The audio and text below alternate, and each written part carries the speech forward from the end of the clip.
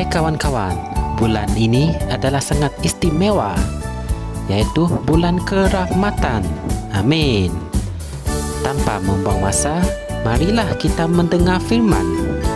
Untuk hari ini, 21 Februari, daripada Pastor Chris Oyakilome yang bertajuk Satu Roti dan Satu Tubuh. Haleluya. Ayat pembukaan kita diambil dari kitab Yohanes 6 ayat 31 yang berkata, nenek moyang kami makan mana di padang gurun, seperti yang tertulis, dia sudah memberi mereka makan roti dari syurga. Amin. Apa yang kita baca dalam ayat Injil tema kami adalah kata-kata yang Tuhan Yesus sampaikan kepada orang Yahudi. Dalam ayat Injil 32 hingga 33, dia menjelaskan dengan lebih lanjut, bukan Musa yang memberikan kamu roti dari syurga, melainkan Bapakku yang memberikan kamu roti yang benar dari syurga. Kerana roti dari Allah adalah Dia yang turun dari syurga dan yang memberi hidup kepada dunia. Puji Tuhan. Kemudian dalam ayat ke-49, dia menjelaskan maksudnya dengan lebih terang. Nenek moyangmu telah makan mana di padang gurun, dan mereka telah mati. Inilah roti yang turun dari syurga, supaya orang yang makan daripadanya tidak akan mati. Yesuslah roti yang hidup, yaitu roti yang turun dari syurga. Dia menjelaskan hal ini kepada murid-muridnya dalam Yohanes 6 ayat 51 dan berkata, Akulah roti hidup yang telah turun dari syurga. Jika seseorang makan dari roti ini, dia akan hidup selama-lamanya. Dan roti yang akan aku berikan itu adalah dagingku yang akan aku berikan demi kehidupan dunia ini. Dalam Yohanes 6 ayat 51. Kemudian Rasul Paulus dalam 1 Korintus 10 ayat 17 menerangkan bagaimana hal ini berkaitan dengan kita. Dia berkata, kerana roti adalah satu, maka kita sekalipun banyak adalah satu tubuh. Kerana kita semua mendapat bahagian dari roti yang satu itu. Jika kita adalah seketul roti bersama dengannya, maka hal ini bererti kita mempunyai kehidupan yang sama, kerana kita telah dilahirkan dari firman. 1 Petrus 1 ayat 23. Sama seperti Dia yang merupakan firman yang telah menjelma menjadi manusia. Dalam Yohanes 1 ayat 14. Amin. Dalam Kolose 1 ayat 18 mengatakan, dan dialah Kristus, kepala tubuh, iaitu jemaah. Kepala dan tubuh berkongsikan kehidupan yang sama. Sekiranya kita berkongsikan kehidupannya, maka kita juga berkongsikan kesihatannya, kemakmurannya, kekuatannya, dan kemuliaannya.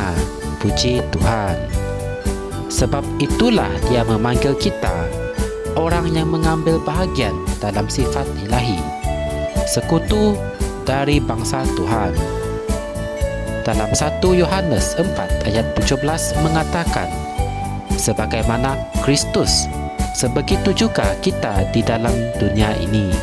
Kamu adalah dari golongan yang sama dengan Kristus.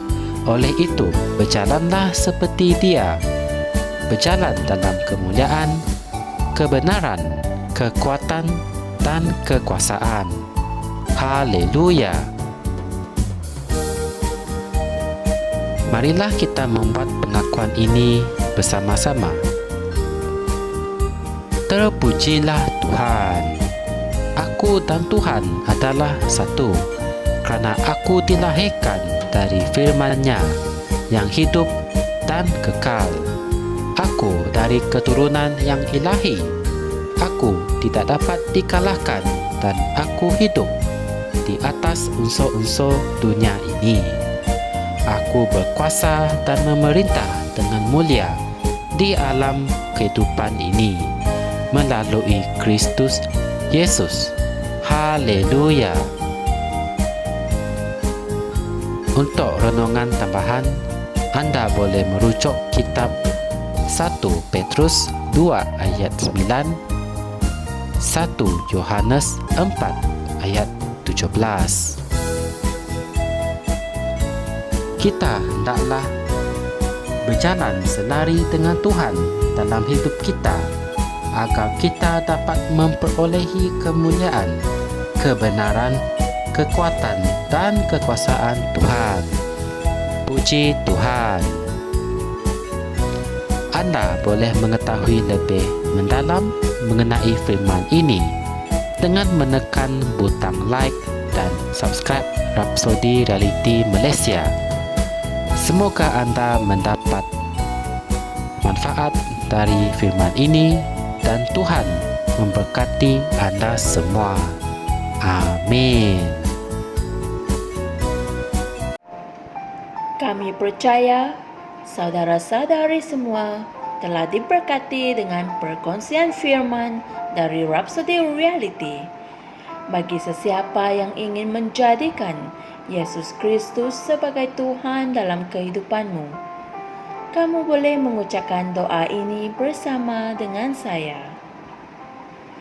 Ya Tuhan Allah, aku mempercayai Yesus Kristus, Anak Allah yang hidup dengan sepenuh hatiku. Aku percaya Dia telah mati untukku dan Allah telah membangkitkan Dia dari kematian. Aku percaya Dia hidup hari ini.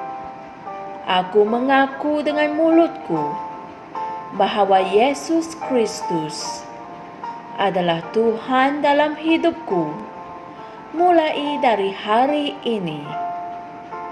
Melalui Dia dan di dalam nama-Nya, aku mempunyai kehidupan yang kekal. Aku telah dilahirkan semula.